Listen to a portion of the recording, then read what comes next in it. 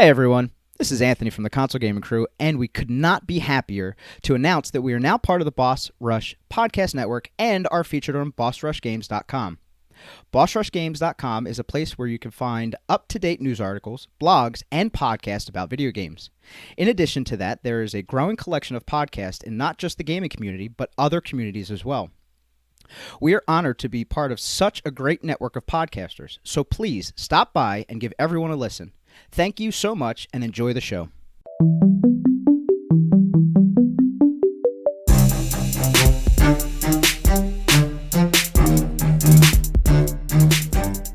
Yo, crew members, what it be? Hey-o! Hi. Even though Wes just did that perfectly, that was not Anthony. That was indeed Wes. Anthony is not here. He has a drill weekend, so... Dynamic duo, as we do once a month, right? Yeah, roundabout. So what we're going to do today, I believe we discussed this before, is an episode dedicated to video game sequels. Specifically, video game sequels that actually ended up being better than the originals. We know from, people bitch about movies a lot, about how the sequel's not as good as the original, and even with some games. So we wanted to highlight the video games that we actually thought the sequel, went above and beyond and actually was better than the original. So we both put a list together. I do not know Wes's list. He doesn't know mine.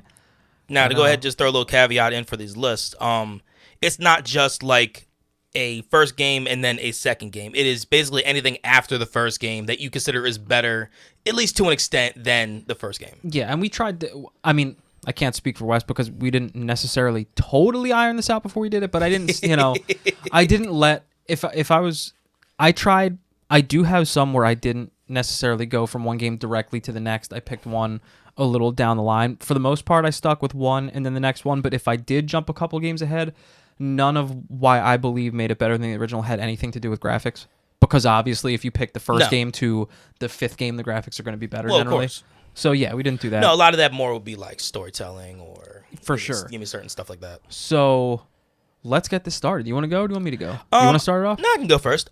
So one of the first games I thought about... It better be what I'd think you'd pick. Well, if it's on your list, you might as well just lead with it. No, I don't want to lead with it. Because I knew you'd touch it. I didn't put it in mine. Okay. So then let's go ahead and talk about Borderlands 2. Yeah, the element in the room. The element in the room? What is it, Avatar? Well, actually, there's plenty of Borderlands elements in this room. Yeah. There's actually more Borderlands in this studio than anything else. We've got... And that is not even my fault. Now that we've got some, for those who can't see, which is everybody, we're looking around the studio here, and we've got, we finally have some video game paraphernalia in here. Got some claptraps. We have Tiny Tina. We have Zero. Yeah. On top of having like a Miles Morales and Alduin and... And Harley. There's a lot of Borderlands representation in this room, as you would expect. But anyway, take us there, Skitch. Yeah, so you're talking about a game that... so the first game was fun. The first game, you had everything you needed from what was almost the creation of a looter shooter style. You know what I mean? First game, funny thing about it, you realize the first game wasn't even really cel shaded? Yeah, it was like a weird...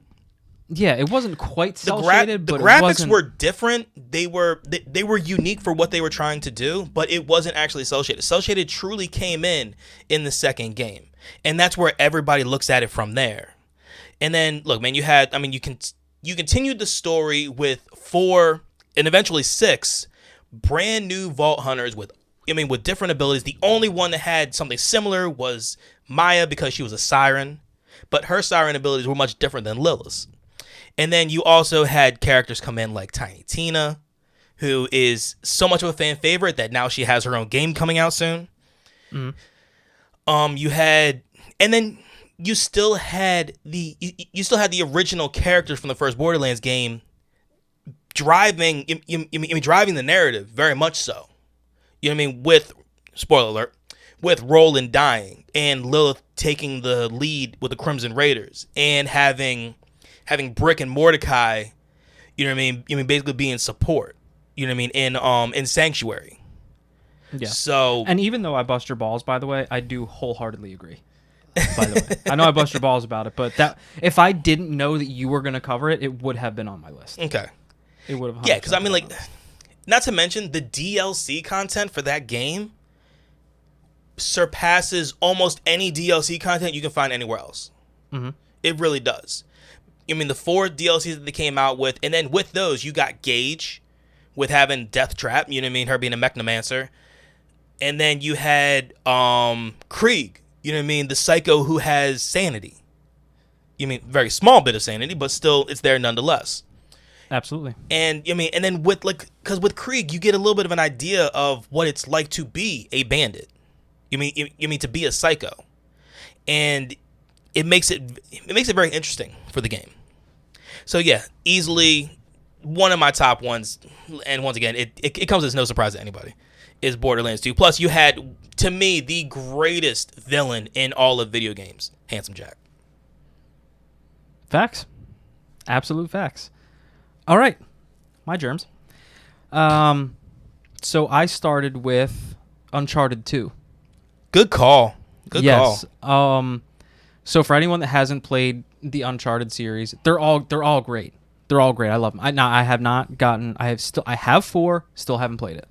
Nor have I played the one that follows. Who is it? Chloe?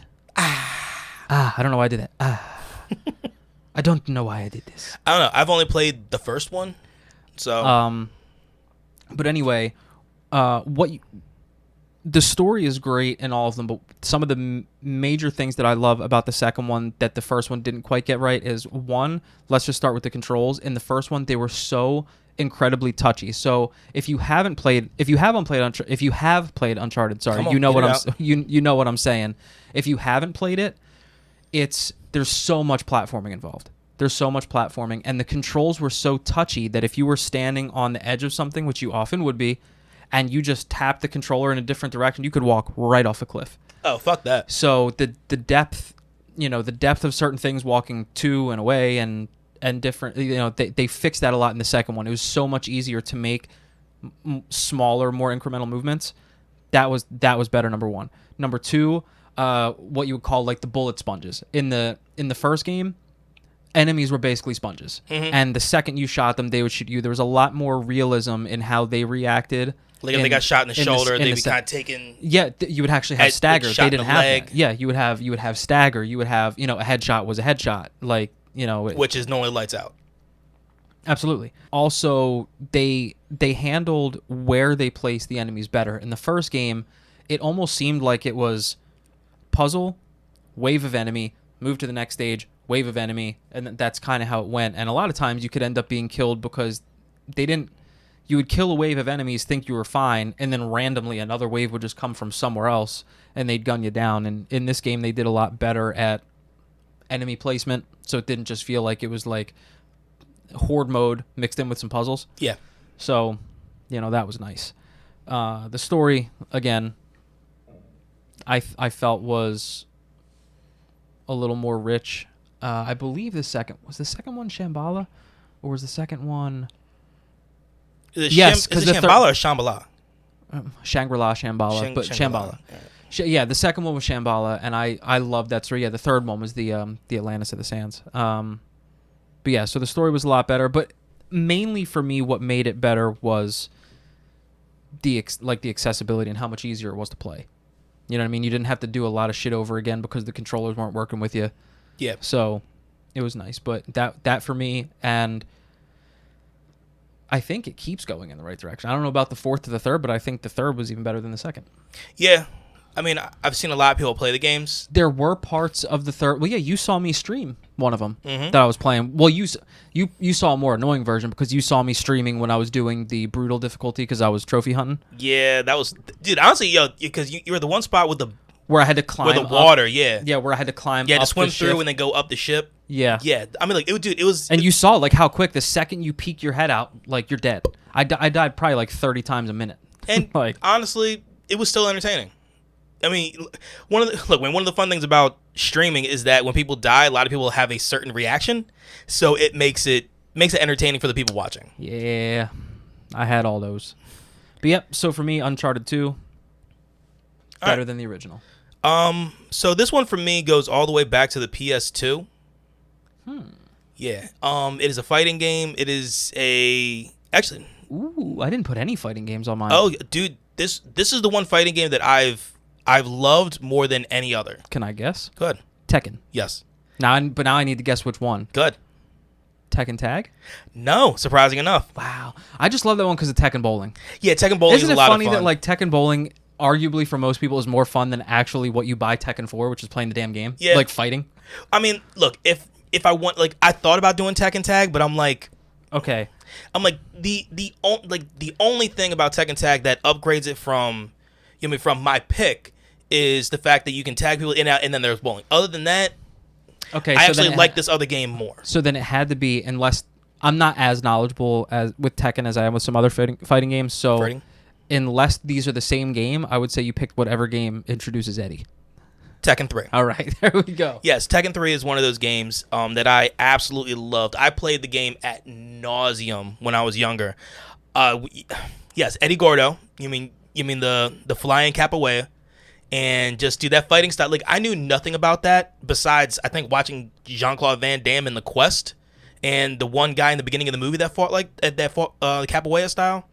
Like, before that, I knew nothing about that type of style, and it is just.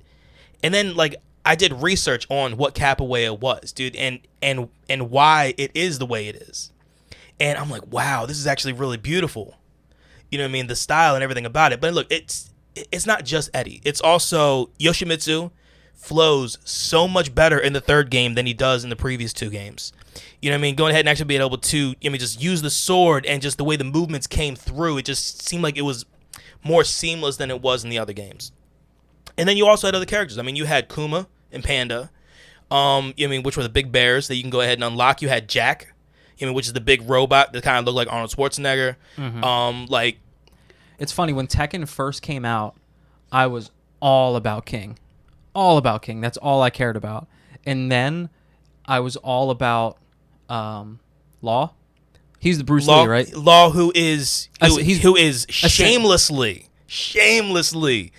a not a parody, but a copy of, dude. There's a part in Tekken 3 to where there's a skin change to where you can go ahead and wear the yellow suit from Enter the Dragon. Okay, yeah. So, and obviously, I'm an enormous Bruce Lee fan, so Law is naturally my favorite. Yeah, but I mean, dude, and Eddie, like but Huang was another one. You know what I mean? Yeah. You mean to where he can switch. He was the first one I ever saw to switch feet style. You mean switch his feet stance? to go ahead. Yes, his stance to go ahead and do different things. Yeah. Because you normally didn't see that in those particular type of fighting games. In those side scroller, it's like, what? I'm either Southpaw or Orthodox. I can't change. Yeah, and dude, personally, I've never seen that before. So I was like, oh shit. And plus, Huang is actually difficult to fight with. Mm. He's actually difficult to try to control, because a lot of times when you try to press buttons, all you do is switch his feet back and forth, and it gets very, very irritating. Yeah, Tekken was the game. I think I've said this on one of our episodes before, but Tekken was the game that led me to originally realize that there are levels to this shit when it comes to gaming, because that was the first gaming tournament that I ever went to. Oh, okay. I went to a gaming tournament at a mall with my buddy AJ. I don't remember what mall. It definitely wasn't our mall. It wasn't Willow Grove. And he, I'm pretty sure if he didn't win, he took second place because he was savage at Tekken. But I thought I was pretty good too.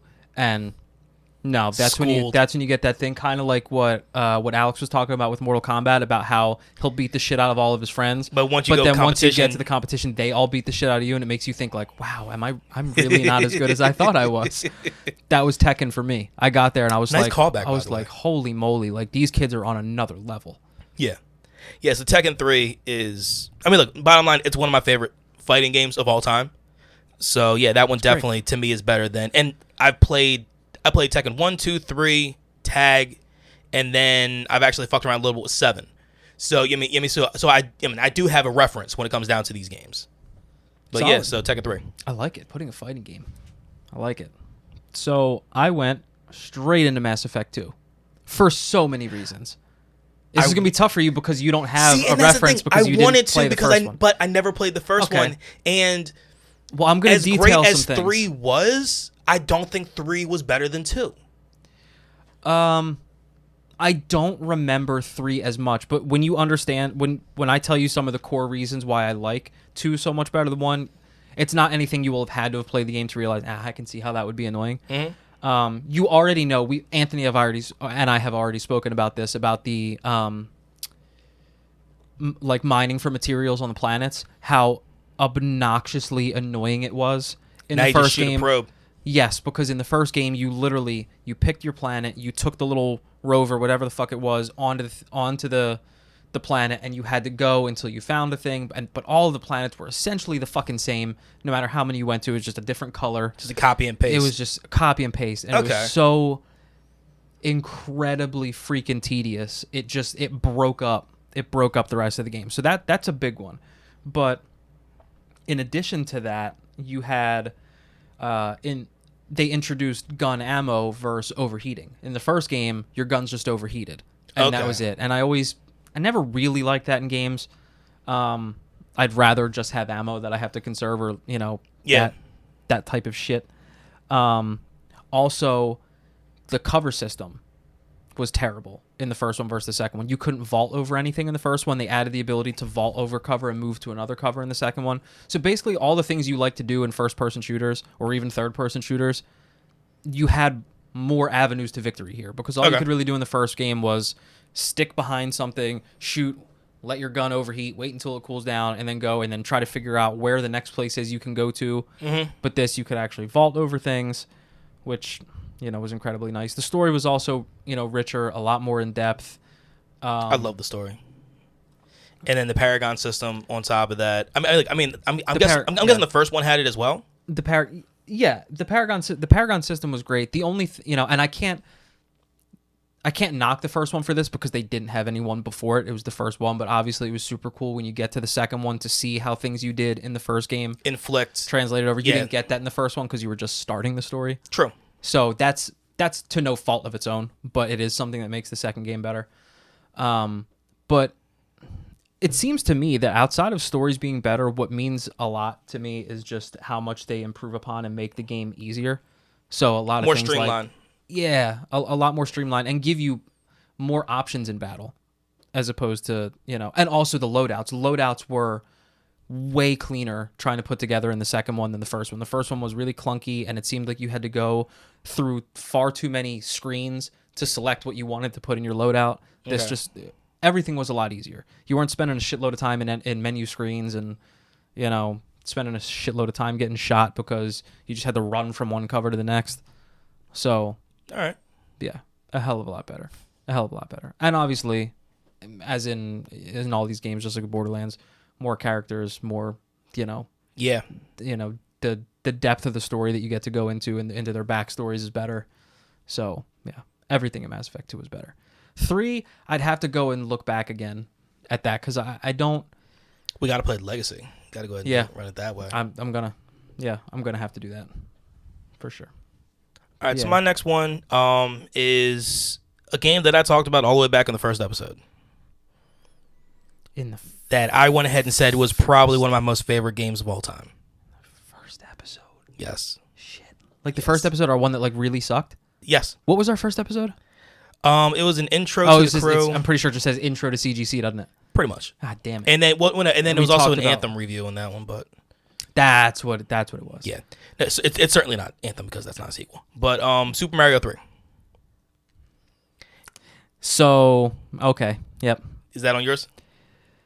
Is that our first crossover? That was 2 down the list, but I'll let you take that one, because I actually also took Super Mario 2. Okay. So I'll let you take 3. Super Mario 2. Look, man, Super Mario 2. It's different. It sat in a different spot when it comes down to how the game's played, what it was. Now, 100%. The biggest thing for me about 3 was probably the fact of what you could be. You mean having the raccoon, the raccoon tail to where you can fly, and just the overall system with trying to run down at the end to go ahead and try to hit it at the right way to go to get the star, and all this. If you get 3 stars, you get 5 power.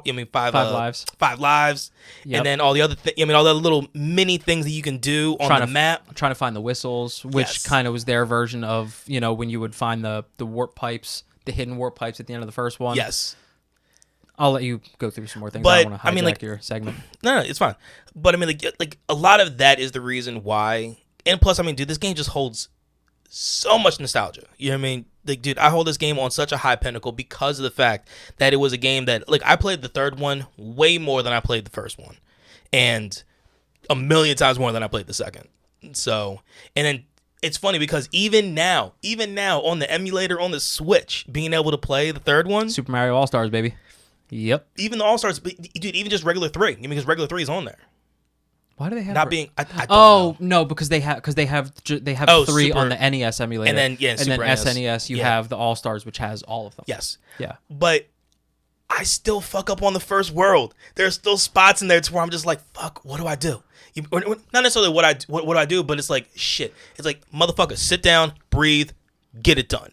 There are some parts of these Mario games that are just unforgiving, man. And like, I like being able to like just try to run straight through the whole thing, work from worlds 1 to fucking 9. You know what I mean? It is nice. Like sometimes if you want to just beat the game, it's because you find the 2 whistles and use them at the right time. Clock it. You clock it the game in probably like a half an hour if you want. But actually going through the worlds, because you miss some of the coolest worlds, like that world where everything's 4. super big. That's World 4. Yeah. And then you have I think 5 is the ice. Either 5 or 6 are ice.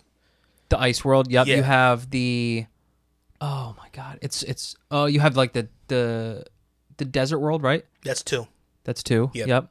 So, yeah, there's so many, and boy, it cannot be understated how one thing that they've improved upon. I'm sorry, being able to go backwards. Yes. Remember in that first Mario game, once you went too far, you couldn't go back. You couldn't go back. So if you missed time to jump, send it, bro. You go home. Yeah, but no, Super Mario Bros. 3 is definitely high up on my list. Yeah. So that was again, I didn't put this in any sort of order. Neither did I. So, but I'm just running through. But I do have that in my list. I had Super Mario Bros. 2 and 3. 3 I won't touch because I agree for every single reason you just mentioned. 2, if I'm being honest, I understand how iconic it is, but there's not for me a whole lot of replay value in the very first Mario Brothers game. There's just not. I mean, I play it every now and again, but just to bring back a little nostalgia feel. Yeah, but like if I really want that, I'll play 3. But 3 has a high amount of replayability. I know it's a hot button issue for some people, especially Mario fans, but I really liked Super Mario Brothers 2. I liked it because of how different it was. I really liked how different it was. I can appreciate it because of how different it was, but I didn't fully get, enveloped into it. You know what I mean? Yeah. Like, I mean, like I did 1 or 3. You know what I mean? Like, it was one of those types of things. One thing that I thought they improved upon that I really enjoyed, which you then got in 3 when they introduced the whatchamacallums, like the pirate ship things and shit like that. But what I really liked about 2 is that you had world bosses. Like, it wasn't just a different variation of Bowser at the end of everything where you just wait for Bowser to time his jump, run under, and that's it. You actually had level-specific bosses, which was so cool because that was the first time they ever had that. Yeah, you had the pink chick with the eggs shooting them out at you. And you had at the end of the first world. You had, I think that's Birdo. Yeah, you had Birdo at the end, but then you also had an actual boss after that at the end. You had like this one. I always forget their names, but you had this one big-ass ball of fire that you had to throw shit at while he was like swinging back and forth shooting fireballs. You had what the hell else was in there? And this was a game that Koopa didn't even exist. You had Wart at the end. Yeah, this big ass toad, basically. At the end of it, and that's the thing. The music was better. I get it. Believe me, I understand. Super Mario Brothers is like probably the most iconic music. The overworld theme and that is probably the most iconic music ever. Yeah, but I loved the music in the second game. Yeah, so like there was a TikTok that I sent to the guys, Anthony and Andy, actually a few other people, to where somebody played on on like a xylophone type thing. You know what I mean? The beginning of and then Mario just Brothers. Stopped. Dun, dun, dun, dun, dun, dun. And didn't hit it stopped. again. Yeah, and everybody's everybody in the video is like stitching it in, going, hit it, fucking hit it, hit the last note, hit the goddamn note. Yeah, people would get so fucking mad. Yeah, but yeah. So I loved the level specific bosses that it had. I loved that you could pick. I believe in Super Mario Bros. You could pick Mario or Luigi, right? Yeah, I think in the original. or possibly in the SNES version of the original. It might have been the SNES. Okay, so if we're just sticking with the other one, with the NES version, if you couldn't do that, I loved that you could pick 4 different characters in Super Mario Brothers 2. You had, and that was really different. That was really different. It was very different, and they all had. It wasn't just you could do this. Like each one had their own specific power. Like I only use Peach. Peach is always because she could float for a certain amount of time, and she could do this. She could float, she could glide. So it made certain situations easier if you were going to screw things up. But like I think Mario was pretty standard. I don't quite remember what his was. I think Luigi jumped higher. I believe, and Toad, I believe, is just overall quicker. Maybe. I never played as Toad. I don't remember. I just remember that Peach was the shit. Peach was definitely top notch. Peach was the shit. They added that cool like jackpot thing into it at the end of the levels. But yeah, so like they had a lot of cool things that you didn't see. And that's why I liked it better than the first one, because the first one was just kind of like you play the first, you're above ground or you're underground. You got the same enemies. You get the same version of Bowser at the end, and then you have those stupid like the only way they could switch anything up was, when you're in the Bowser's castle for like the last of whatever world you're on, and you had to pick the direct route to go, or you get that, and you'd have to try over again. Yeah. So should I count that as mine? What? Even though I just kind of dovetailed off yours, or should I go into a different? No. I mean, you just like I'm agreeing with you on everything. So go into another one, because I have one on my list that I'm waiting for you to say, because I know you have it, so I don't want to take it from you. Possibly not. However, it could be the one that I knew I was going to talk about, so I didn't even bother to put it on my list because I knew I was going to touch it. Which is what? Something Zelda related. No. Okay, cool. Anyway, next is Resident Evil. And I have Resident Evil. I put Resident Evil 2 through 4. I'm not going to touch all of it, but anyone who knows my love for Resident Evil knows that it dips up until you got to 7. It dipped pretty bad from 5 to 6. To 5 to 6. Not because I don't think they're good games for what they are, but none of them felt like Resident Evil to me. Like, Resident Evil has a specific feel. If you just put guns and zombies, it doesn't feel like Resident Evil to me. Okay, so I would sit here and put 4 more into that realm of the guns and zombies than say, like, 2 or Nemesis. You know what I mean? 100%. That's what, like, 4 was the first time they tried to change it. 4 is only for one specific reason. Okay, what's that that? I enjoyed it, and that was because of the merchant, which was cool. That's about it. So I don't necessarily know... Instead of that, I don't actually think that I like 4 as a whole more than I like 1 through 3. I just like that element of it. Mm-hmm. So like that I liked. But Resident Evil 2 and 3, it's like everything that Resident Evil gave you just got better and crazier in those. I try to think back, because now that I've played the remakes, I don't fully remember what it was like to play them just on straight up PlayStation. And go ahead, just say real quick, I you murdered it. Playing 2. And it was so much fun. And we still talked about how it was also, and because you enjoyed it, it showed in the stream, because you weren't doing shit over and over again because you were getting fresh. Of course, there's always that moment, but it had so many moments that were so iconic, like the first time you saw Mr. X. And, just... And then my final battle with him as well was... so epic. So epic. And even a battle you had before then, when you were literally down to your last thing and you got that grenade kill that we clipped. Yes. Yes, that was nuts. There were so many moments. Yeah, I love 2. And we said, if, knowing that was good for you, if there's ever anything for when you get back into a cycle of Freaky Friday, jumping into Resident Evil 3 would be perfect. I want to, honestly. Because it's literally the same style. We talked about before about, what would be next for me.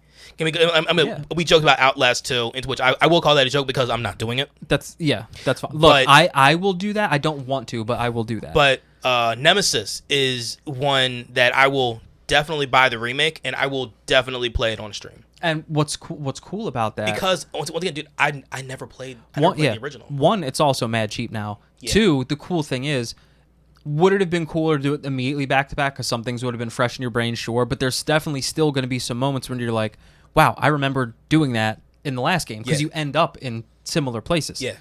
But anyway, so yeah, Resident Evil 2 and 3 just improved upon everything that you had in the original Resident Evil games, but the enemies were so much cooler, the puzzles were that much harder, the bosses were even freaking crazier. And when you add an element, like you didn't have a Mr. X, a Nemesis in the original Resident Evil. You didn't have that. It was all just zombies. You and dogs. had zombies, dogs. There were specific bosses, like the big ass fucking snake. I forget what it's called. There's this huge venomous snake, like in the attic, I think. Because I played the Resident Evil, the original Resident Evil remake that they have on PlayStation is incredible. It looks so good. Okay. It's it's apples and oranges to the original. You could have told me that was a brand new game and I'd have believed you. Like, it looked great. Got it.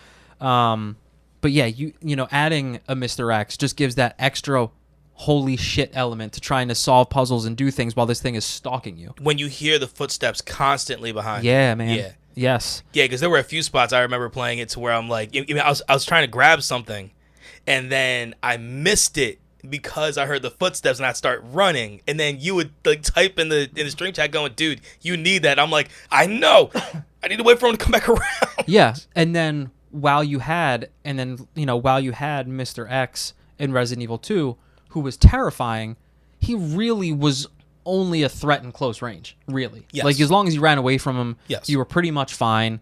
You know, so in Resident Evil 3, it's almost like they were like, how can we make this even more terrifying? Oh, I have an idea. Let's essentially take a Mr. X type thing and let's give him a rocket launcher. Let's do that. That's insane. Long range. And even if not that, these long ass tentacle arms he can use and shit like that. And, you know, they also still play with the unpredictability of when he'd pop up, but every time he did, it was terrifying. So, yeah, Resident Evil 2 and 3 just always added an extra level of what the fuck that the first one didn't necessarily give you. Yeah. I think shooting and whatnot. Now, I'm not counting the remakes for these because obviously in the remakes you have shooting that we're more used to these days with the over-the-shoulder thing, which you didn't have back then. Yeah. But even back then, the ease of shooting, everything was a lot easier. You know, being able to, you know, and I also believe, I don't know, no, they did do it in the first one, where depending on who you pick to use, you have a different, like I think if you pick Chris up front, you get the survival knife first, whereas if you pick Jill, I think you have like increased storage maybe. I know it was like that in 2. Because, it was like that in the original Leon, as well. You mean if you picked Leon, you had also another reason. I believe it was a knife to like well. 2 even more because, in my opinion, Leon's like the best character in Resident Evil. Yeah, Leon Kennedy is fucking badass. Yeah, absolutely. And again, the only thing I'll say about 4 is because you might even remember me talking about before. The thing I didn't like about 4, it's like I was like, did y'all just randomly decide to like just drop a bunch of zombies and put them in Mexico? Like, what happened? Like, it was just like the weirdest thing. It took away the scare. The game 4 took away the scare, but like 4 was also the very first Resident Evil that I beat.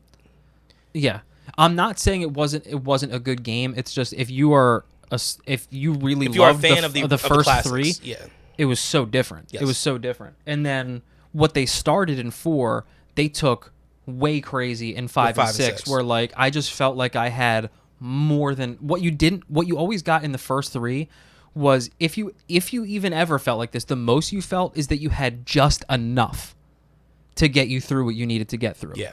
In 4, 5, and 6, not as much 4, but definitely 5 and 6, you were like, I have so much it's laughable. Like, I'm not worried. Whatever horde can pop up that they want, I'm not worried about it. So, yeah. Resident Evil 2 and 3, definitely better than the original. Faux show. Faux show. All right, so I want you to talk about the one that you think I have on there. Because I'm going to wait. I have 2 more. I'm going to wait a little bit because I honestly, well, yeah, sorry. So you have 2 more to give me, so I'm going to wait and see if it pops up. So I want to go ahead and put on mine. And I actually threw this to the Boss Rush Network Discord to ask them to go ahead and see what they all thought. And this one actually popped up on it. Tony Hawk Pro Skater 2. Ooh. Swing. I like it. So much of a fun game. Yeah. Look, for me, having characters like Kareem Campbell, you know what I mean? In that one. Representation, baby. Yeah, 100%. It's where that, like, when I was a kid, I didn't see any black skaters. Ever. And then going ahead and actually having one in a video game, it was like, and then when you could see them on their tapes, you mean like their little skate tapes they always made, back in the day? Back on VHS for people who don't know. I just found in a box underneath my stairs. I just found an old VHS rewinder. Oh, Remember that shit? Yeah, that got me out of a lot of shit with Blockbuster. Yeah. Be kind, rewind. Be kind, rewind. I couldn't say that. Yeah, but yeah, look, a lot of that game had to do with more, not necessarily graphics, but just like we were talking before. It's just more seamless, more smooth. With Tony Hawk, and I mean, look, dude, I have the remastered Tony Hawk 1 and 2. I think the locations were better too. I think so. Yeah, I think I'd have to agree with you on that because that one had the airport, right? I believe so. Yeah. Yeah, dude, the airport was so much fun. Yeah, I mean, all I ever gave a shit about was Rodney Mullen. Was he the one who did the Christ Air? Rodney Mellon. What was his special? The Dark Slide. It was the Dark Slide. Okay. Which now is just like a move that like everybody does. Yeah. Like he was the only one that did it back then. Yeah. He was that hardcore street skater. Kareem had the Whirly Bird.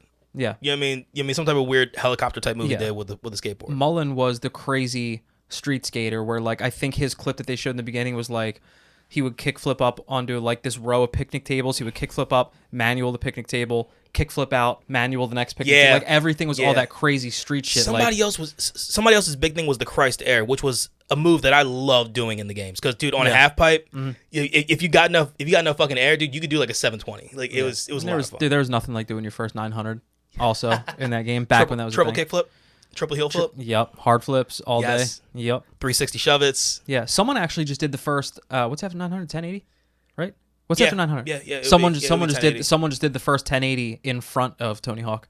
Yes, I do remember hearing that. It was a kid, right? Yeah. It was a kid. Yeah, dude. And then on top of it, the first Olympic gold medal for like something with skateboarding was actually won by a 13-year-old Japanese girl. That's so legit.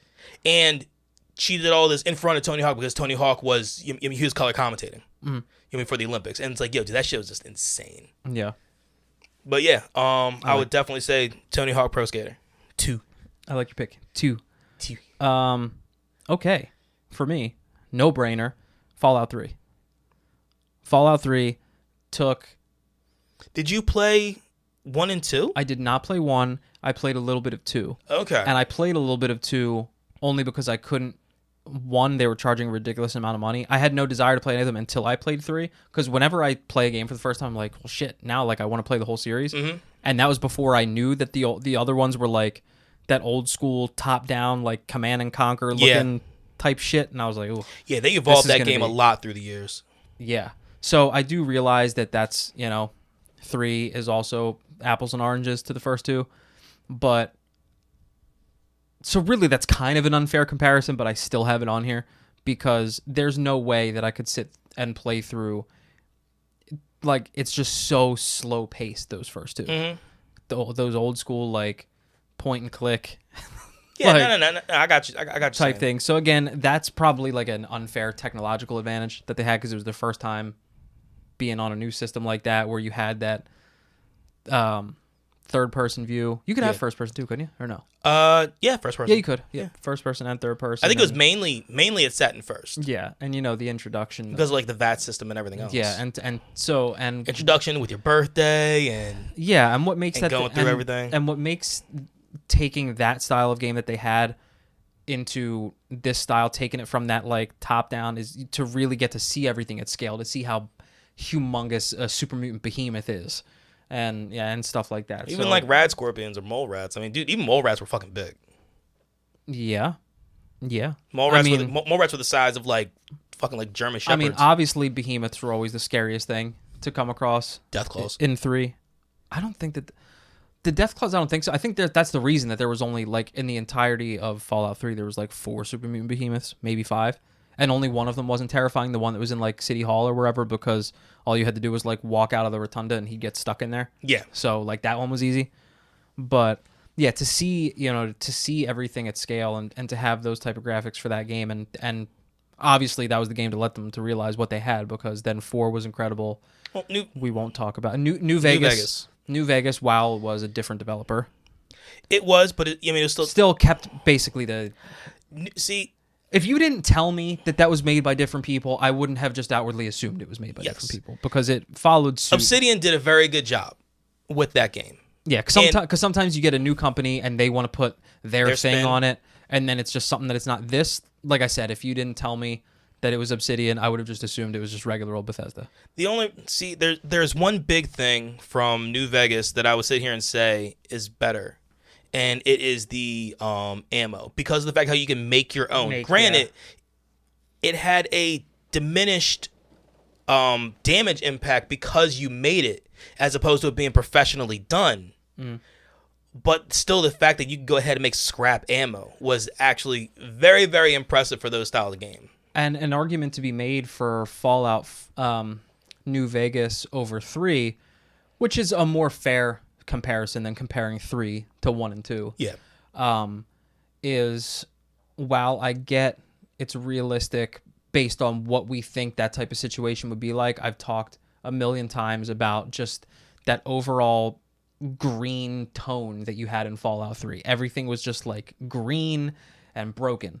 Whereas, when you got to when you played Fallout New Vegas, I worried in the beginning because it was just overwhelming desert, and I was like, okay, now we're just swapping a lot of browns, the green for brown. But then once you hit the strip, when you get to that strip and you go to Fremont Rat Street Pack and days. Oh my god, it was like, and just seeing how, because you didn't see any bright lights in 3. Everything was busted up. Like, you didn't see any of that. So to see like this place that was essentially untouched, it was wild to like see all those lights and to go in those old school casinos and shit like that. Yeah, it was sick.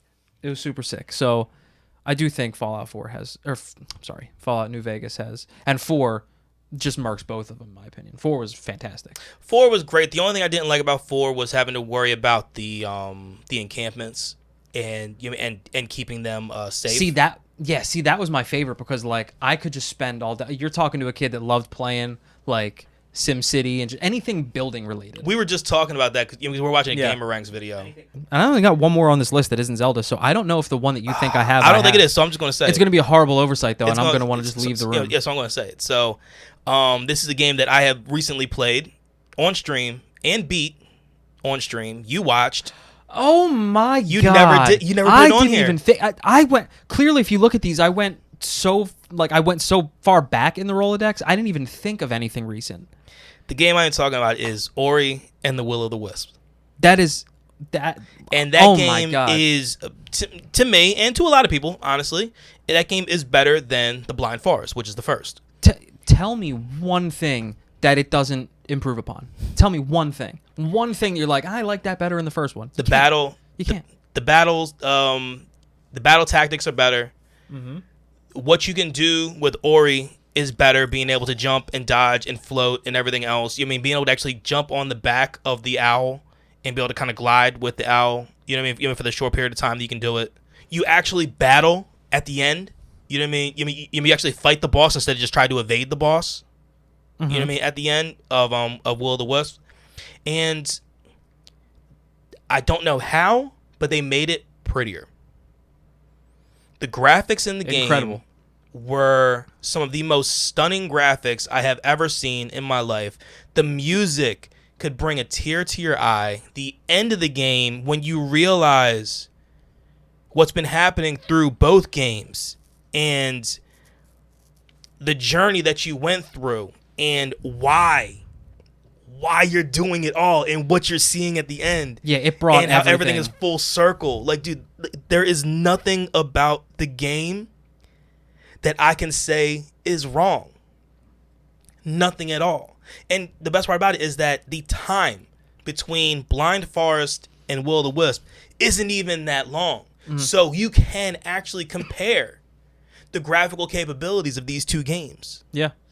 So, yeah, dude, and I've said it on here a bunch of times, like, it is hands down one of my favorite games that I've played of all. So yeah, Ori and the Will of the Wisps. Not only are you so freaking right, like that's incredible. Like Ori goes down. I was waiting for you to say this one, like literally this entire thing. The whole journey from the first Ori through the end of the second is, especially because I played them literally back to back, is one of like the most memorable gaming experiences I have. I like, bar none. So yeah, I am so shocked that I missed that. You're gonna make me play the damn game again, and I have no Warlock. reason to. And I have no reason to because I unlocked I 100%ed them both. Yeah, but No, I didn't 100% the first one. It Sorry. is so good though. Yeah, it's incredible. Like, and that's the other thing, dude. The game has an insane amount of replayability. Absolutely, unless you're, like I said, unless you're someone like me who like purposely fought, tried to find everything. But yeah, I mean, but at the same time, you played the game at least twice over. Yeah. Yeah, and had just as much fun the second time. Which means the replayability is there because you obviously did it. I mean, yes, you're a trophy hunter, but still, you did it and you enjoyed every bit of it. Yeah, sure did. So I have one before I finish off with the one I already brought up, but Donkey Kong Country 2. Man, you really did go back in the Rolodex with this. I went back. I also just played it, so maybe because it's fresh in my mind. Go. But Donkey Kong Country, I don't think anyone can argue, is one of the best games of its generation. By far, best looking of its generation. Because that was really the first one that really, for SNES, had those clean graphics that, like, it almost looked like it should have been something more graphically superior to a Super Nintendo. More of like an N64 type Ish, yeah. or like something on the way there. Yeah. Like, it was... It was so different. It was like it looked very 3D. Yeah, it was 3D, and I mean, even the rolling looked incredibly seamless. Everything was so responsive because the one thing sometimes that gets in the way when you want to go back in the Rolodex and get your nostalgic days in and you play these old games is the controls. You're like, fuck, I forgot how difficult these controls were. Like, they're not as free as they are today with certain things with your dual analogs and all that shit. But it plays shit's a lot different. It is. Which is crazy because we were shit hard at those games back in the day. You play them now, and it's like, my fingers have dyslexia. I don't know what's going on. Like, how did I do this when I was 10, but I can't do it when I'm 30? Yeah. Like, No, you're right. I don't get it. But all the Donkey Kong games play so well. Like, everything's super responsive. There's no lag in the jumping and shit like that. But what I loved about 2 as opposed to 1 is just, again, they took everything and they made it better. Like, my favorite types of worlds in those games, obviously, because I'm freaking crazy, are the ones where you got to have pinpoint accuracy. So the ones where you're going barrel to barrel over nothing. Yeah. And, then they added, like, the spinning barrels and shit like that. Like, I love that type of shit. I love the new characters they added. I loved having Dixie. Just like I love being able to use Peach. And this for the same reason, because Dixie, you whip her hair around, so if you miss time to jump or whatever, you could, like, whip your hair around and kind of glide back or whatever, so... I loved that shit. They added more mini games, which I loved. Like, you'd have to find these cannonballs, put them in this cannon, and then it'd shoot you to this bonus game. Okay, I didn't know so, that. yeah, I loved the bonus games that they added. I loved the new creatures that they added. So, like how you had the swordfish. They added new animals. Like, I don't know what the fuck you want to call them. Creatures, buddies, whatever the fuck you want to call them. I found it harder, which I liked, because the original one really, I mean, it had its moments, but it wasn't really all that tough, but I liked that there was another element of toughness. And, difficulty. And let's be real, unless you were someone that I've just never come in contact with, if you did play the first game, couch co-op with somebody, like, let's be real, who did you want to be first? Diddy. Everyone wanted to be Diddy. Ain't nobody wanted to be fucking Donkey. No one wants to be Donkey Kong, even though it's his damn game. I feel like he doesn't get as much love as he should. Yeah, but Diddy stole the show. Diddy stole the show. Yeah. In the next one, like, whether you got Diddy or Dixie, it was fun because they were both agile and fast, and you didn't just feel like this big brute idiot. Like, it just, like, I don't know. But to me, 2 was just so much better. All right. I don't enjoy 3 as much. Some people do. I don't enjoy 3 as much. Okay. Donkey Kong Country 3. Anything past that I actually haven't played. But, yeah. 2, I think, is the best one in that whole series. All right. And I got one, like I said, I got one more. So, the game that you hold above all else, I'm guessing, which makes perfect sense. I'm guessing that it's going to be Ocarina of Time. No, actually. No. Now, while I do think that is the best game in the entire Zelda universe, it wouldn't have been as fair for me to compare that to the one you had on the NES, which is top-down, side-scrolling type of thing. Yes. So I did A Link to the Past, which is Super Nintendo, because... Have you played the remake yet on that? The remaster? A remaster of A Link to the Past? I played A Link Between Worlds. A Link's Awakening. That's one. My bad. Oh no, I did not. I've played Link's Awakening. I did not play the remaster though, which I would love Continue. to. Yeah. So A Link to the Past has far more similarities to the first one than the Ocarina of Time would. So I left that out, even though again I think it's the greatest game ever made. But anyway, what isn't better about A Link to the Past than the original? Let's start with the fact that, like I said, chances are, unless you are insanely stubborn, if you did not have a game manual or a walkthrough, you would give up before you beat the original Legend of Zelda. Yeah. Because we actually just watched a video on it the other day. I don't remember who we watched it through, if it was What Culture, Gamer Ranks. I don't remember what it was through, but there's no map that tells you where to go. No, you are a square inside a giant square. Yes. You are a white square inside of a larger black square. And whenever you go a screen Doesn't over... tell you shit. Nothing. And when you play a game like any other Zelda game ever, or any game ever where there's something you can blow up, there's clearly a difference in what it looks like. If you can bomb a wall, that part of the wall will look different than the rest of the wall, and you'll go, "Ooh, shit!" Some type of texture. Just like we see pictures, like funny memes that you see sometimes, where someone's walking down the street and they see a crack in the wall and it says, "All my years of gaming tells me I should put a bomb here." Yes. Like, yeah, you didn't have that in the original Legend of Zelda. No, it looked exactly the same as everything else. And some of those places are places that you would need to further the story and complete the game, and you have no clue where they are because everything looks the same.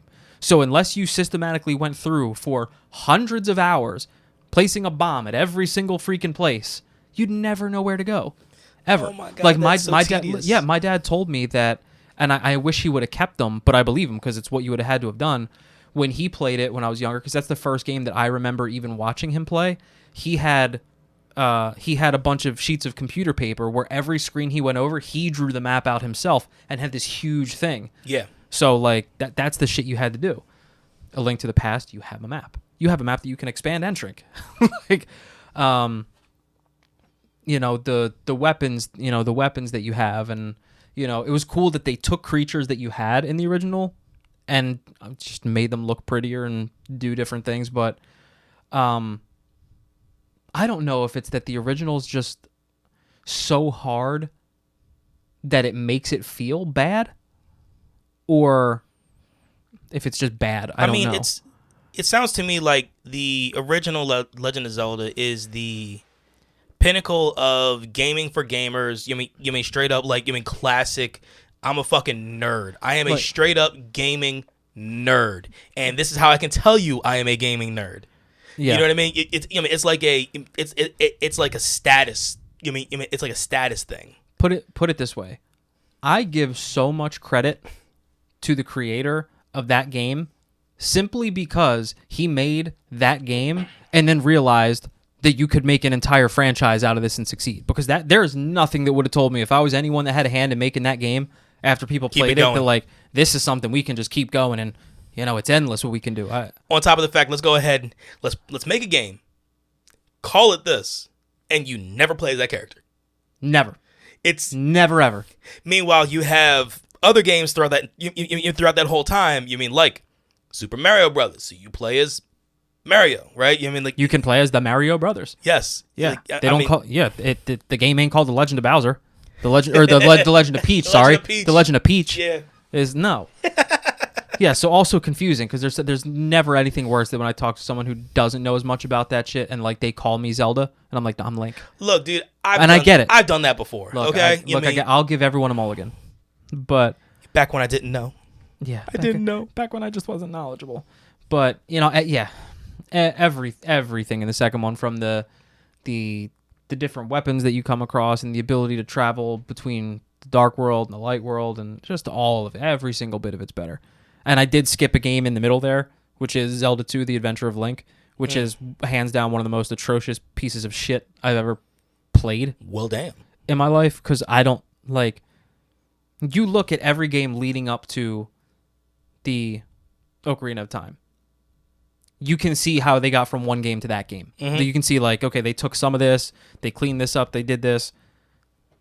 The Adventure of Link, they decided to make a side-scroller where I don't know if have you ever even seen it? No.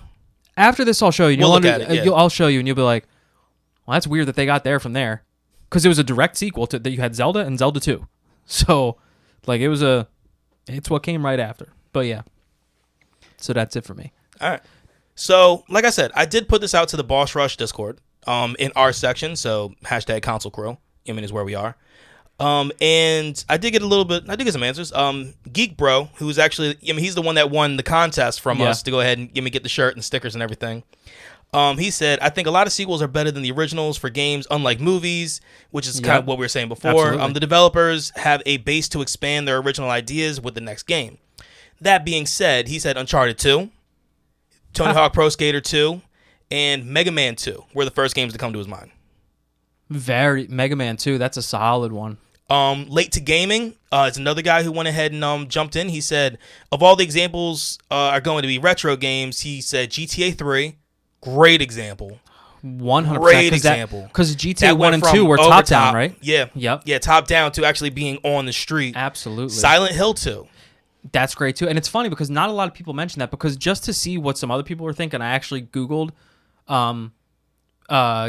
sequels that are better than the originals, and anything that even touched on Grand Theft Auto went immediately to GTA 5. And I'm like, how are we just passing 3 when you look at what 1 and 2 were? Yeah. And 1 and 2, when we were that age, they were great. I mean, we were still doing shit that our parents probably didn't want us to do. That's what made it so great. I mean, look, I still remember what the race cars looked like. What the fast cars looked like. From the top down. Absolutely. And then he also said Super Mario Bros. 3, which is obviously was my choice. But yeah, that's what we got off the Discord. Yeah, I'm not going to go into a huge detail because you've heard me talk about it a million times. But if I had to take my most modern choice, it would be Last of Us Part 2 to the first one, because that is literally a direct sequel.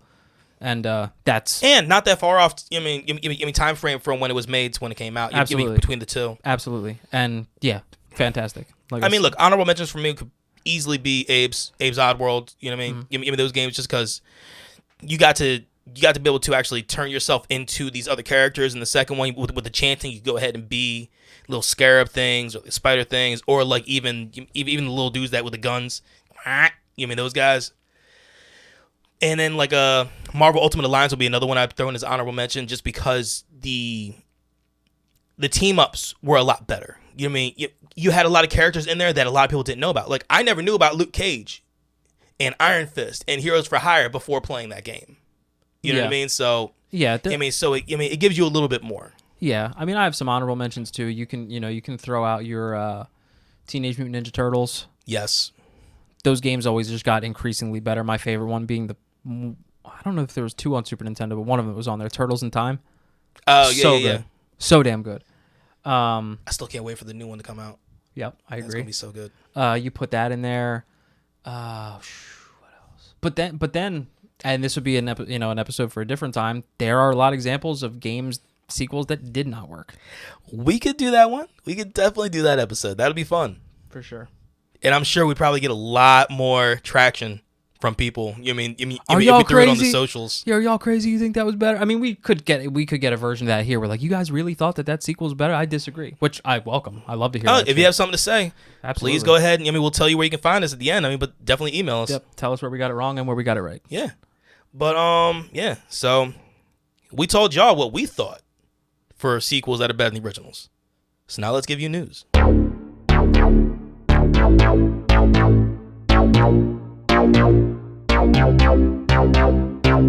All right, so we're going to go ahead and come back real quick. We're going to basically start off news where we left off last time. Yeah, where we left off last time. And this has to do with the Activision Blizzard and everything else going on. So as of from last time we talked about this, which was literally last week. Yeah, I heard there's a stinky turd that's no longer there. Yes, the president of Blizzard, J. Allen Brack, stepped down. Is that him? Yes. Mm-hmm. Yeah. I'm not gonna do that thing where I'm thinking it. Yeah, I know. I got you. He'll be replaced by the co-leader Jen O'Neill and Mike Ybarra. And look, O'Neill came in very beginning of this year, January 2001, and Ybarra joined in 2019 after leaving Xbox. So hopefully these two, it sounds like these two weren't a part of this whole beginning or a part of this culture to begin with. So let's go ahead and hope that they instill a brand new culture. That is Yes. a culture shock in this place. I'm hoping. Bring it up to a place that's actually respectable, so people want to purchase their games again. Yes, Because until I either A, stop hearing about shit like this, or hear that shit has gotten a lot better, I have zero desire to purchase anything from Activision Blizzard. Yeah, Not a one thing. Yeah, and that was one of the, like we talked about before we cut the mics on for the episode. Like I own it too. As much as I want to play Diablo 4 when it comes out, like I'm not going to buy it, and this is just a personal choice because of everything that is coming to light with this. I am not going to buy the game until I know that they clean up this fucking slop that you mean that they have in this place. Once all this grimy, slimy shit is out of the way, I'll fuck with Diablo 5 or 6 or whatever comes out down the line when all these gross human beings are ousted from this bitch. Yep. All right. Time for that. So now we're gonna talk about a remake. So we already knew that Dead Space was going to be coming out fairly soon. You mean we already knew that they were going to go ahead and remake this. We found that out on the EA Play event that they had a few weeks ago, and it looks like they're going to be reportedly aiming for a fall 2022 release date. So you roughly have about a year to go ahead and wait to see what this is going to be. Okay. I'm excited for this. I've watched a bunch of people play Dead Space. The game looks like a lot of fun. The remake I'll probably go ahead and jump into, when it comes out. Seems like it's going to be a good time. But yeah, so 2022, it's next year. Ain't that far. No, it ain't. I'm game with it. Yep. All right, so I have one more, and then Andy's going to jump into something that will make all the PlayStation people either happy or mad or whatever. We'll find out. So somebody had a Super Mario Brothers copy of the game. All right, from all the way back in 87 or 83, maybe. I'm on it. I forget when it actually came out. It sold for $2 million.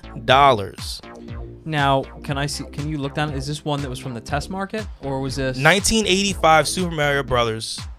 Yeah, that's what it is. I need to look at. Oh, no, this is gonna be the what is gift. it? Can you see what that's graded? That's what I wanted to do. I wanted to look see. at the water grading on that Yeah. thing. I can probably look that up right now. All right. So yeah, dude, this sold for $2 million. This was reported by Polygon, and I mean, this is something that actually one of the people that listens to our show, a friend of mine from high school, Rich, he actually wanted to do a topic on this, and we probably will later on. And it talks about the video game collector world, you know what I mean? And because right now it is booming. People are buying Legend of Zelda copies for like $500,000-$600,000. This went for $2 million. You have like Pokemon shit has been going for like tens of hundreds of thousands of dollars. So Wada graded this thing a 9.8. fuck. So you know how many 9.8 factory sealed Super Mario Brothers games are out there? I'm guessing one. Just this one. Yeah. I'm guessing one. So I think from what I heard about this was that this guy actually had a copy before he got this one. So he just left this one in an EB Games bag, like plastic bag. Just left it signed, sealed, delivered. You know what I mean? It just left it big. And this is what came from that. Yeah, well, yeah, it says right here in an article that I'm reading that he bought this game for $140,000 in April of 2020. Okay. And investors shot down a $300,000 offer for it last year. The $2 million offer came from an anonymous buyer is a collector who's quote unquote making big bets in the video game space. So that's fucking crazy. Yeah, dude. I mean, look, this is absolutely insane. And like I said, when we figure out the right way to do a guideline on this type of episode, we will absolutely do it, because this is a part of the world that we're not normally even thinking about. Yeah, well, now I remember seeing I wonder if it'd be funny if it was the same guy. If it was, that'd be hilarious, and that's why I was asking if it was a test market, because I watched an episode of Pawn Stars where a guy brought in from WADA I don't remember what the grade was. We can actually look it up after because it'd be interesting to see if it was the same grade and the same one. He had a copy of the Super Mario game that was from the test market before they were wrapped in cellophane when it was just sticker sealed. Yeah. Which is, so the shit that they had before it even got put on the shelves for purchase. Yeah. And he wanted $1 million for it. Best I could offer you is 25 cents. No, he didn't even get an offer because Rick was like, I didn't even realize that there was a market for 6-figure games, let alone 7-figure games. Yeah. So they called the guy in because when they have that guy come in, it's the head guy from WATA. Yeah. That is like, this is by far the best piece of gaming history that's ever been graded and passed through our system. And to our knowledge, how many of these survived the test market? One, and you're looking at it. Mm-hmm. And he's like, I've seen people turn down offers of $500,000. So basically open-ended. Could this be worth $1 million? Sure. It could be worth $500,000. It could be worth $4 million. It depends on who's buying it. Yeah. So I just wonder if it's the same guy because I couldn't tell if that was wrapped in cellophane or if it was. You also can't even tell if they just used their stock picture for that. You don't know that that's the actual thing. That is true. So I'd be curious to see if It looks like it. I can't tell if it's 9.8. It does say 9.8. No. Look. Are you see this here? That's cellophane. That is absolutely cellophane. Are you sure that that's not just like no. an imperfection on the box? No, it's the dude. That has to be the way the cellophane seals. You when it's heated to seal around. This corner right here, dude. That has to be cellophane. I'm just curious to see what the rating was for the one on Pawn Stars. We can check that afterwards because that's definitely a 9.8. Yeah. So if that's the case, then even though they're technically two different spots of the game, I'd just be curious to see what it is. So we actually just took a look at it, and the one that passed through on Pawn Stars was a 9.4, which is still excellent collection. So that was a 9.4 on the test market. So we don't know if possibly this one that just sold for $2 million was something new that came through the grading company. Because he said that this was the highest grade they've ever seen pass through on that, and obviously the one that just sold was a 9.8. Yeah, but at the same time, that was the highest grade of a test market. Yeah. One, as opposed to. Because what did he say? He said that he thinks they only made like 10,000 copies. And that one that was a test market one was the only surviving copy that still was like sealed. Yeah. So 9.8, dude. Jesus Christ, that's a 9.8. Dude, that's just fucking bonkers, man. And $2 million. I mean, and first of all, just to go back to that one on Pawn Stars, I feel like that. And if so, it's probably a genius move. That guy that went on there, if you have a sticker sealed 9.4 copy of Super Mario Brothers, you don't try to sell that shit to a pawn shop. No. That's not where you sell that. Look, now, that show is also very much staged. Some of it, I mean, people do really have that shit. People and they do really get paid. But at the same time, they do stage a bunch of shit on Pawn Stars. For sure. Now, if that guy's smart, he went on there just so he could, just so a lot of people would know that, hey, I have this. Yeah. And then have the video game world buzzing, the collectors buzzing, because there is no way I'm not selling that to some freak video game collector. That's who that goes to, not a pawn shop. Yeah, agreed. Unless you're like really hard up for money and you don't care what you get for it. But hey, man, $2 million, congrats. $2 million. All right, so what's the story you have? So the story that I have, I actually have to get back to because I just pulled up all that shit for Super Mario Brothers, is everything going on with the latest software update for the PS5. This is Sony confirming every PS5 upgrade coming in the new software update, and we're just going to go through it. So the first thing is the new storage expansion, which is something that a lot of people have been talking about. Yep, and everything I'm getting here, I'm getting off of T3.com is where all this information is coming from. The PS5 M2 SSD storage expansion. This is an update that everyone's wanted for quite a long time. It comes with a storage space expansion slot that so far the spot's been empty. And you mean if you actually took apart your PlayStation, yeah, you know what I mean, it has a location for it, but they never did anything with it. Yeah, the new system software turns this on, means that gamers can slot in a compatible SSD and dramatically increase the storage space of their console for games and media. Because right now it's only what, 812? That's I believe so. Yeah. And that's a big one. In addition to that, I'm streamlining this because we're not trying to turn this into a half an hour thing. I'm trying to break them all down. Also, you have new 3D audio support for built-in TV speakers. It's another big thing for all the audiophiles out there. This next feature is going to be very welcome as it enables 3D audio support for built-in speakers, meaning that the positional audio fidelity for gamers using their PS5 in conjunction with their TV speakers will be improved, making the game experience more immersive. So, I mean, that's going to be great for people that aren't this situation like me, and actually it should help you, right? Because you don't have, like, I use a sound bar and like TV. So you're using just your TV speakers, so this is gonna be great for you. So yeah, I wonder if this will go ahead and like help when you're like have headphones on.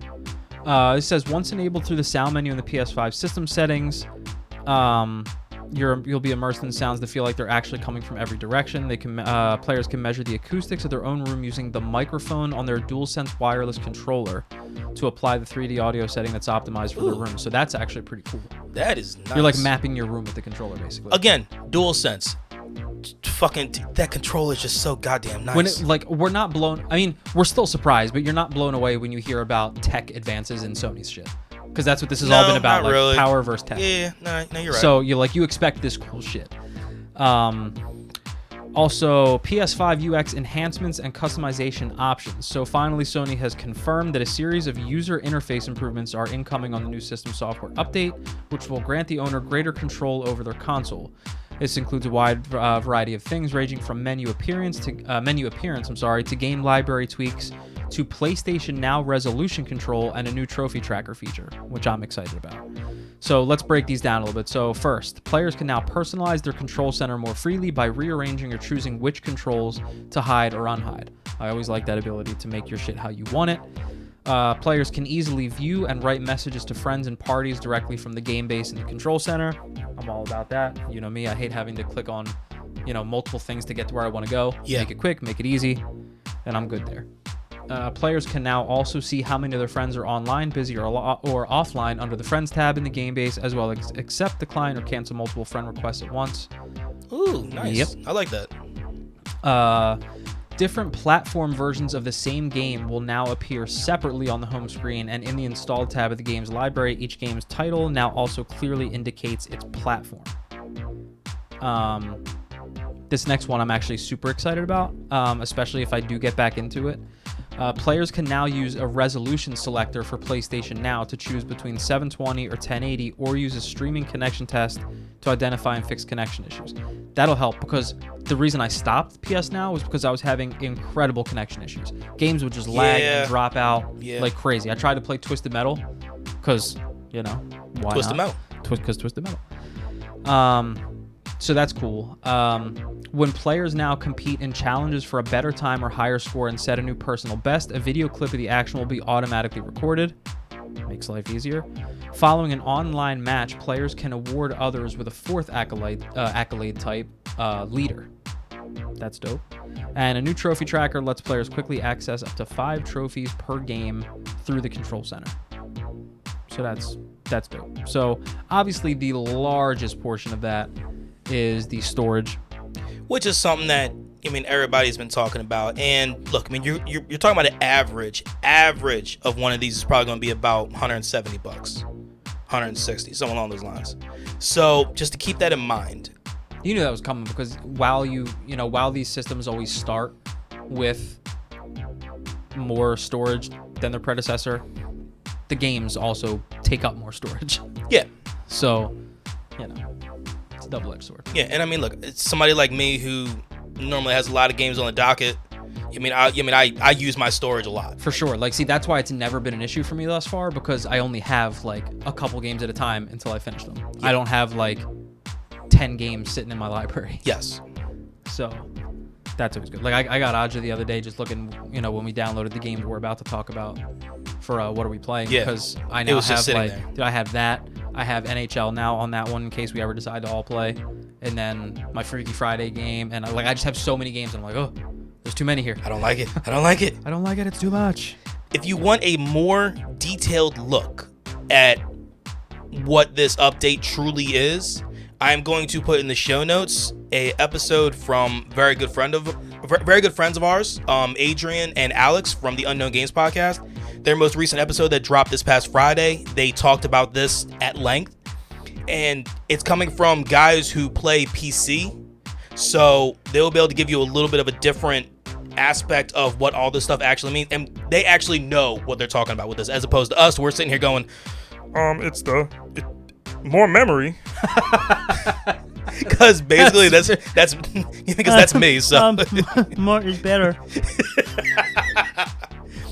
But yeah, so so we'll link that there in the show notes. Absolutely. And that's what we have in news. So we did a co-op thing on top of a few other things that we're both playing. So why don't we go ahead and tell everybody what we are playing.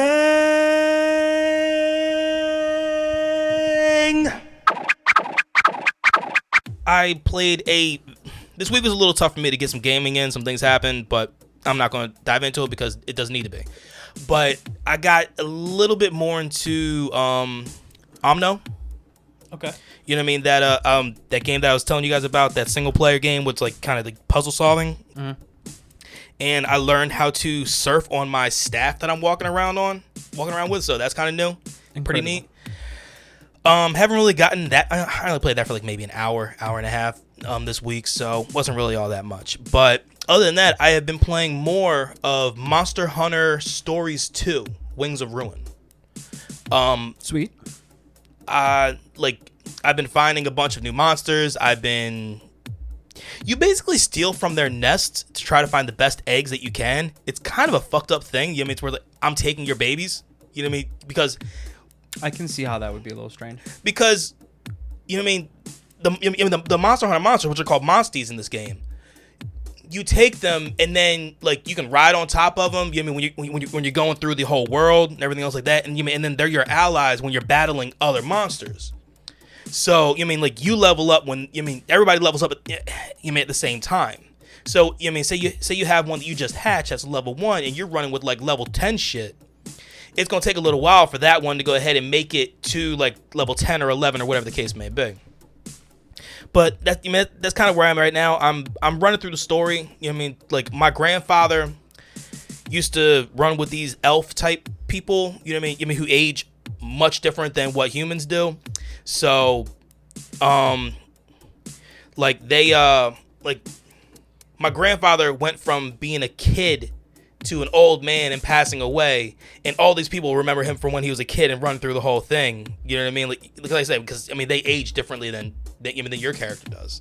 So you being like a young teenager, and they're like, "Oh, I remember your grandfather," and you doing all this stuff with your grandfather because your grandfather was the one that had a Rathalos that that had these wings that were able to destroy worlds, and that's what the Wings of Ruin are. And you have an egg, you have a Rathalos egg that is different than other Rathalos eggs. So everybody thinks that this is going to be the arbiter of death.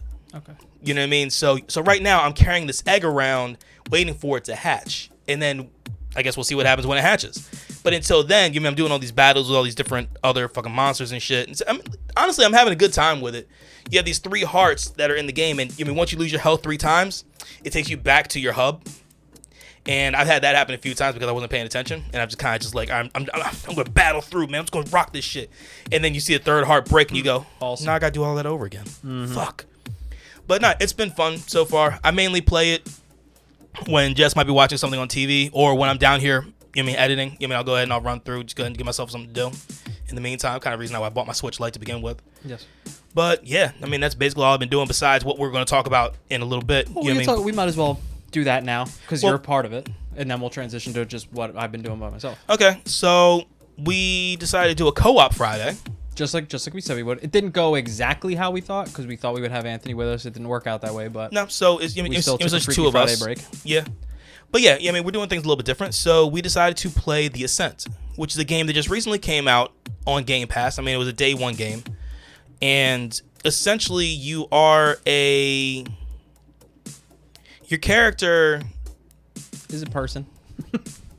We don't know that much. We've only got about an hour and a half in this thing, and probably 20 of it was customization. Yes, so. yeah. So your character's a person, but the whole thing about the world is that you are contracted into working, and once your contract ends, you either get killed or you get into a new contract, something along those lines.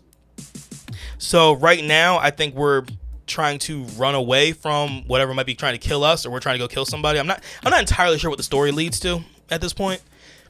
Now it is a dual stick game. What that means is that your left analog stick is your movement. You mean being able to like run backwards, forwards, up. I mean left and right, whatever. But your right stick controls where you aim. And for a standard like first person or third person shooter game, that's not a difficult thing. It makes sense. For an over the top game, it makes it a little bit different because this game involves guns. And when you're trying to aim the guns down sight, which is like a laser sight, and then also having to go ahead and dodge the different enemies you need to fight, I died like 3 or 4 times when we played for our Friday run, just because it's something, at least for me, I need to get used to. For me, the only thing that I'm really trying to get used to is, well, control wise, is I keep accidentally throwing my thing with the left stick. Tactical. Yeah, because in a lot of games for me that I play now, that's how you sprint. So, and I keep forgetting that there is no sprint. There's not. Your stock run is your run is your run. Yeah, the only way you can go like distances quickly is you can continuously dodge forward or backward or whatever. What I do like about the game so far, even though I did one by accident, I really like how deep the customization is. Yeah, your first level up was funny. Yeah, we had our first, I don't know if it's a big boss or a mini boss, but we had our first boss battle. Yeah. Was before we made it to the main city. That was fun. I like how it feels, like everything feels bigger than I thought it would, coming from like a top-down Diablo-ish looking game. Well, like when that dude that we were fighting, that big boss, was like shooting those rockets, like feeling that rumble in the controller. Yeah. Felt right. Yeah. The guns feel right. And it's far deeper than I thought. And there's far more to, like, the city that we just got to, that we ended at. There was a lot. Which now I assume that, like, if this is like this game's version of like the central hub city that you constantly come back to for like weapons dealers and stuff like that, then I understand it being so big. But like, as soon as we pick back up, the next time we go, like, we got to explore that shit even more, because there's so many places we probably didn't even find. I mean, yet. look, I do want to go into the weapon. I mean, so after you jumped off, I was only on for like another few minutes. I jumped into the weaponsmith. I checked out what he had. I can't afford anything that he has, so then I just walked off and turned off. But no, so far it's different. It is different than what we normally play. It's different than what we've normally been running around with, especially as a co-op. Normally, our co-op stuff is very much so sports. You know what I mean? So it would be like an NHL. Yeah, absolutely. Yeah, it's nice for that to not be the situation anymore. Yeah. But yeah, other than the Ascent, what have you been messing with? I got a little bit further in Resident Evil Village. Not too much further, but I'm still in Castle Dimitrescu, working my way through there. I actually just had a fight with one of her sisters, I think. Sisters or daughters? I think it might be one of her daughters. I think it's daughters, because I remember when one of them, unfortunately, the woman that voiced one of them passed away. Actually, voiced 2 of them passed away. They went ahead and said that they were daughters. Fair enough. So I fucked up one of the daughters. Pieced her shit up bad.